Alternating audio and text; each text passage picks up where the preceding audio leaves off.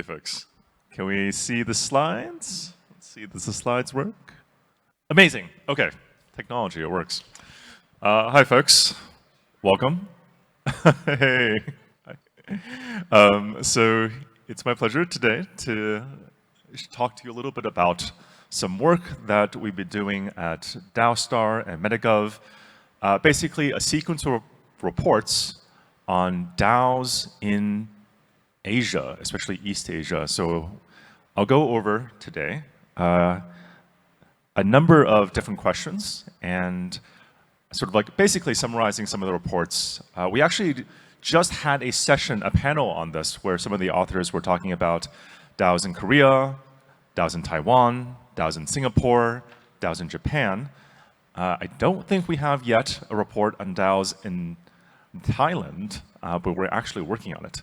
So the thoughts that I'll share here over the next 10, 15 minutes or so, I'm going to probably keep it relatively short, is just more of a top-level glance at what is happening on some trend lines and ideas and that I've personally and my team have culled from the sequence of reports to better understand what exactly is happening in Asia in sort of the DAO landscape.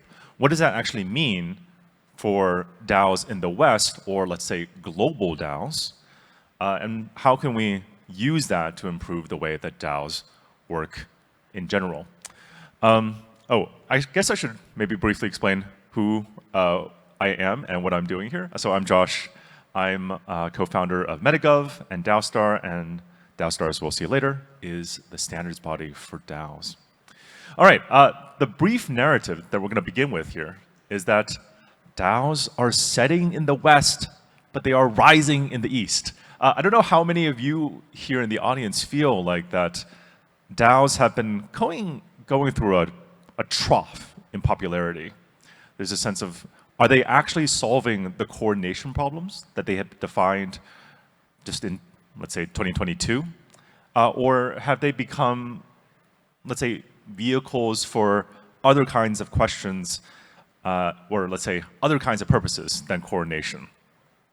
On the other hand, what I'm just going to tell you about here is the idea that actually, hey, in Asia, there's still a lot of excitement. And there's still a lot of energy as we sort of look to what DAOs can actually accomplish. And the top line, sort of like the TLDR here, is that a lot of this, surprisingly, or perhaps not surprisingly, really depends on top-down support. That means a lot of these narratives are driven in many ways by governmental support from the top as much as they are from grassroots energy down below. So here's Fumio Kishida, former, I should say, Prime Minister of Japan in 2023. So if you consider DAOs, people who are interested in the same social issues can come to form a community. And he's talking about NFTs here. And I think that these types of blockchain technologies using Web3 are effective in solving the problems that Japan has. So DAOs are rising in Asia, government support from the very top. And the second sort of theme that is coming out of this set of questions, or this set of observations, is like, well, what is the difference between these local DAOs that we see in Japan and Singapore and Taiwan and the global DAOs that we're familiar with here? I think we just had a talk on, what was it, stablecoin stability and the governance tokens, and the way that DAOs and these governance tokens are often used within sort of like global financial platforms. That's a very, very far cry from some of the DAOs we're going to see here, which are still very, very much oriented around different notions of community. So what I'll do in the remainder of this talk is I'll go through these different examples. So we'll go through Taiwan, which has really been focused on different levels of government-supported digital innovation around experimentation, beginning with experiments like the V-Taiwan series. We'll head to Japan, where we'll talk about regional revitalization and the way in which DAOs and NFTs and other kinds of experiments have been used or are being used to basically carry forward this, in some very deliberately government-defined attempt to repopulate or put more economic attention onto local communities outside of the sort of like the metropolitan Tokyo region. We'll talk a little bit about the considerations in China and especially the Chinese diaspora and the way groups like GCC, Planker, and others are exploring and using DAOs to organize themselves. We'll talk about Singapore and, well, I think the community enterprises that are emerging in Singapore, many of whom don't like being called DAOs. We'll talk about Korea and girl groups, and somewhat dramatically, the shrinkage of the Korean race, which I found truly hilarious when we talked about it earlier today, and talk a little bit about what's next in store for some of the DAOstar Asia research projects. Okay, and just to check in again, DAOstar is the standards body of the DAO ecosystem. We were founded 3 years ago as part of a project involving pretty much 80+ organizations in the DAO ecosystem, including pretty much all the major DAO frameworks, many major DAOs. We're funded by folks like Ethereum, Optimism, Arbitrum, ENS, Aragon, and many, many wonderful folks supporting this ecosystem today. All right, what are DAOs doing in Taiwan? So there's actually a really long genesis to this. You kind of have to understand the framework of DAOs in Taiwan with respect to all that's been going on over the last really 10 years as there has been this kind of incredible pattern of democratic renewal and experimentation led by folks like Audrey Tang, who I believe is speaking at one of these sessions. Beginning with the Gov0 project and the early experiments that led to these deliberative democracy experiments around like Taiwan. DAOs are part of a more recent effort, bringing together many, many folks, kind of in SETI groups, exploring ways in which this set of blockchain technologies can and have been supporting this longer-term Gov0 project. The part of that is using this idea that we can take these community inputs, these the token offerings, the kind of very specific kind of voting that happens within DAOs in these contexts, and use that to shift or convert the more deliberative inputs, the deliberative contexts in these communities, in Gov0, for example, into sort of more conscious kind of resource management.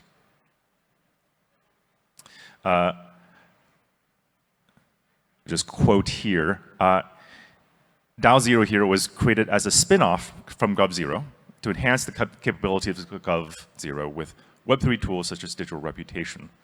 While the tools did not become a permanent part of Gov0, the ethos of nobody, open source, open collaboration, and the duocratic approach is deeply ingrained in DAO0 as well. And this is something that happens over time. So they have a bi-monthly hackathon, which is the backbone of Gov0, and many sort of folks have been participating in these hackathons coming from the DAO ecosystem. There's a number of different examples. So some of these range from more NFT-based art collections like VolDAO, which has been part of that sort of DAO0 sort of hackathon group. VolumeDAO, FabDAO, which is also using NFTs to sort of do more public goods funding. So these are some of the kind of early experiments with DAOs in Taiwan. Moving to DAOs in Korea. So in our research, we've observed 3 different kinds of DAOs. We have conglomerate NFTs. So these are basically experiments being conducted by large tribals and sort of technology companies, holding companies, with NFTs to sort of promote things like loyalty clubs. Fan club DAOs, this is actually a really interesting example that I've started hearing about almost 3 years ago now. And I'll talk a little bit that below. And then there's more sort of like early stage decentralized organizations that are coming together using some of these technologies to sort of say, hey, how can we bring together a group of communities around a token, around a community currency in order to self-organize? This is just a example of some of the large NFT DAOs, sort of the chaebols that pull together, and where they've when did they released. You can see like there's a lot of focus in the 2022 era. The thing, Triple S. How many people here have heard of Triple S? I'm kind of curious. Okay. It is actually okay, I'll admit, I'm not really a K-pop fan or follower, but when I was reading about this, it was just kind of incredible in the report. I really encourage you to take a look at the report itself. On some level, this is arguably the world's most active and vibrant DAO. So they use a set of NFTs, which represent, like basically collectible NFTs representing different members of this girl group. They vote on lots of different decisions, including things like who's actually participating and seeing in this group. And there's incredible amount of activity that's rising in this DAO based on the participation of fans in this fan culture around Triple S. Very interesting experiment. Definitely take a look at it. All right, I'll skip over. I'll come back to the "we are disappearing from the face of the earth" question, or maybe we can get it at the end if we have time. DAOs in Japan. So this is actually the earliest and first DAO report we commissioned. Came out earlier in the year. I think I already quoted Fumio Kishida. And as of at least end of 2023, there were more than 54 DAOs in Japan. Focusing on, many of them are focusing on sort of this question of regional revitalization that was emphasized by, well, I should say now, the previous Japanese government. So this is something that is very, very sort of like a big problem in Japan, this hollowing out of rural communities and of smaller towns in the countryside. And DAOs have been used as a way to explore this. And I think I have a slide here. So I'll just show this slide very briefly so you can see the variety of DAOs. And on the regional revitalization front, this is basically, how do I say it? In 2023, the Japanese government initiated a set of initiatives called around regional revitalization, and they put quite a bit of money into it, around $900 million, to support different kinds of ways of not just bringing people back into these sort of non-Tokyo, non-metropolitan regions, but ways of connecting them to those populations into those localities. DAOs have been used, for example, in various experiments as ways of giving Tokyo natives, or you might have moved to the big city to get a job, but you might still have a connection to your, where you grew up, or to a historical, maybe like a family home, or even just a place you like to vacation and you could like to visit. The idea of these tokens, the way these DAOs are getting used, is a ways of connecting a sort of person who may not be actually in person in these communities, a way of giving them some sort of say and some sort of representation in these, let's say Yamagoshi village, or different sort of principalities outside of Tokyo. It's a way of creating this, what we think of as a visitor population or a related population. Okay, I'm running a little bit close on time. So jumping to DAOs in Greater China.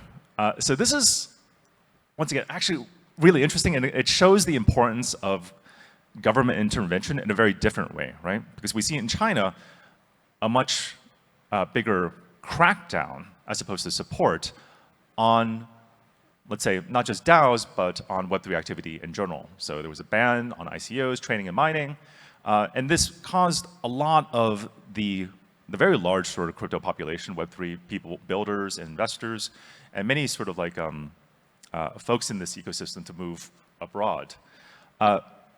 So in this case, DAOs in this larger community have often are viewed as a kind of route to global citizenship. That is, it provides a way of creating an alternative community and a sense of belonging that, in some sense, was less accessible because there was this larger diaspora across different countries and different nations. It's very tied to the more network state narrative that's emerged in folks in outfits like 4Cs. And you see that in actually the structure and the relationship of these many DAOs, where network state language is much more popular, and there's these many DAOs like Planker, LX, GCC, 4Cs, that all have like a large set of overlaps to create this network structure of many, many DAOs. And I'll say, like, the size of these things, like the size of many things in China, is truly astounding. For example, Waymo in Dali, this is a large event in 2022, attracted over 10,000 people. There was a huge amount of interest and participation in China, just in terms of volume, right? Perhaps still small relative to what else is going on in that country. Maybe just mention here, part of the idea is that as this community has faced, like transitioning out of their own country, trying to sort of tap into a global diaspora, they really try to emphasize innovation, experimentation with more modular forms of governance. This relates to the idea that it's also, you're already seeing at this like inter-DAO level, this network structure. Lastly, I'll talk about DAOs in Singapore. And here, I think it's, once again, there's a clear government component. So the Monetary Authority of Singapore has led, in many ways, in this ecosystem on different kinds of experimentation support with different initiatives in the blockchain. There's a very large and active community with large events like Token 2049. But one of the issues we've seen here with DAOs is that there are often community enterprises, sort of which are very Web3 adjacent, using Web3 tools, but for various reasons don't like to call themselves DAOs. And it's partly because in Singapore, the word DAO is very, very closely associated with DeFi DAOs, with large DeFi DAOs, like I'm sure the ones we're all familiar with, like Uniswap, Maker, things like that. And they don't think this is actually a word that applies to them in an interesting way that's like not the case, for example, in places like Taiwan. Oh gosh, this is the thing I really wanted to sort of put in. I totally forgot to do by the end of this. Because I took this photo after the end of the last talk where basically this group of young people, researchers producing these reports, were talking about community enterprises and DAOs and how they wanted to fight against this commodification of community that they were seeing, especially in Singapore. And trying to face up with this fact that like people didn't want to use the word DAO anymore because they associated it with something very, very DeFi-ish. And then we have a group of, let's just say, older group of folks from the previous sort of like era of DAO innovation, which is, to be fair, only like 2 or 3 years ago. And we're all only talking about like, where's the money right now in DAOs? What are DeFi DAOs doing? What are delegates doing? It's interesting how there's there's already this kind of generational gap, especially in the way I think that the people who are just discovering DAOs and building DAOs in Asia, you can still feel that cultural difference in the way that they engage with and think about DAOs. It's much more movement focused. It's much more decentralization focused. I think that's something that's still very powerful in the community today. All right, with that, I will end it a little bit early. Once again, I'm Josh. You can see all this stuff at daostar.org and at our Substack, daostar.substack.com. And thank you very much. All right. Thank you very much, Josh, for this wonderful presentation about DAOs in the East. Super interesting to see what's going on. Thank you so much. We have 3 questions, and if you have more questions, you can scan this QR code. And pose more questions. So the first one would be, from a coordination point of view, have you seen any difference between how GM DAOs organize themselves in comparison to Western DAOs? Mitali. So by GM DAOs, I assume you mean global majority DAOs? Okay, great. Honestly, like, first off, maybe the question I would pose to you is, what exactly is a global majority DAO? Since I've actually only recently encountered that through Songyi. And I think it's a great term, but I still don't know exactly what that means. If we mean by GM DAOs all the different kinds of locals DAOs that these community enterprises, small DAOs, my sense is like they often, first off, and this is a very clear pattern we see in the reports, they don't use on-chain infrastructure nearly as much. At most, maybe they'll use a multi-sig to manage some sort of on-chain, like assets, maybe some NFTs. But they're not investing in like large deployments anywhere to the scale, and these large token deployments, of course, anywhere to the scale that we see in quote unquote global DAOs. There's a few other things, part of this that maybe reflects on bias, because like, you could argue that there are some kind of like social DAOs that are not clearly global majority, that are more like either westernized. These are things like, I don't know, more traditional, like smaller DAOs like D.org, or even Raid Guild, that you could argue are not exactly global majority. And you can see once again in these patterns that there's much more investment in on-chain infrastructure, whereas maybe GM DAOs, not so much. Let's go to the next one. So what attributes, does an organization need for it to be considered a DAO as per your definition? Oh, boy. All right. I wish I could, well, there's another hour-long presentation that I actually just gave 2 days ago on exactly this question. I wish I could give you a link to this. What's the right place? If you just Google DAOs by example, this is a book chapter I literally just wrote on this question, basically saying, can we not talk about definitions? There are definitions of DAOs that are very more focused on like you need a lot of on-chain infrastructure. You need like a smart contract that's managing crypto assets for it to be a DAO. On the other hand, you could use, if you go all the way back to like Nick Szabo's original definition of a smart contract, like any kind of digital artifact could be a smart contract in that sense.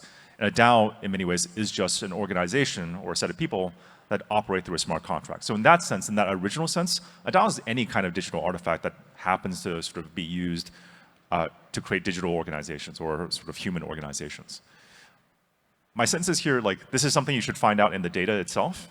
And there's like a data set of over 60 different examples on which you can test your own definition of what feels right to you.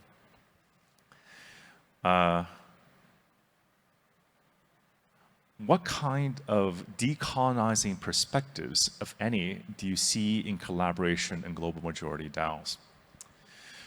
I think like, maybe like the quick answer to this is that it goes back once again to the change in tone in the movement and the way that money has, I think, changed the way that we talk about and interact and build within the DAO movement, right? DAO movement circa 2020 or 2022, it was very, I think, like decolonizing, even in the Western parlance, right? It was much about co-ops, community focus.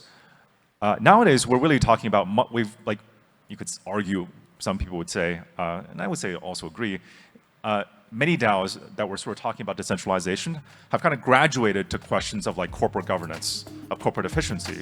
Are we managing these assets, well, on behalf of a large group of people?